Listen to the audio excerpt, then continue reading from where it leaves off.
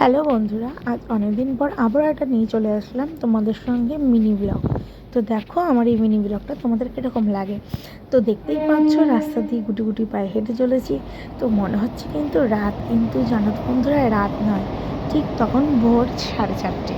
তো 4টে 4:30 ব্যাস ওরকমই হবে। তো দেখতেই পাচ্ছ আমি ক্যামেরার সামনে একটু এসেছিলাম আর সঙ্গে এনেছিলাম শাশুড়িকে। তো শাশুড়ি আর আমি চলে গেছিলাম দক্ষিণেশ্বর মায়ের মন্দিরের উদ্দেশ্যে। অনেকদিন ধরে যাবো যাবো ভাবছিলাম, তারপরে শেষমেশ মা ভবতারিণী মা আমাদেরকে ডাকি দিল। তো চলো চলে গেলাম। তারপরে দেখো এখানে গেটের সামনে এসে দেখি তো গেট বন্ধ। তারপরে অনেকজন ছিল ওখানে, মানে পুজো দিতে এসছিলেন তারা, কারণ শেষ শনিবার বলে কথা।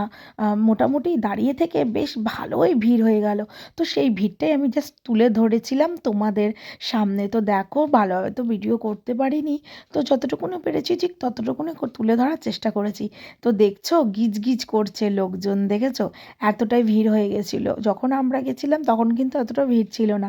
তো যাই হোক, তারপর রীতিমধ্যে যেই মানে আকাশের আলোটা আসলো ফুটে, তারপরে আমরা চলে গেলাম গঙ্গার উদ্দেশ্যে। তারপরে শাশুড়ি মা একটু স্নান করলো। তো দেখো পুজো টুজো কমপ্লিট, এবার আমরা রওনা দিচ্ছি বাড়ির উদ্দেশ্যের পথে। তো বাড়ি যাওয়ার পথে শ্রীরামকৃষ্ণর ওই ভিডিওটা একটু নিলাম, তারপর একটু মায়ের মন্দিরে গেছি।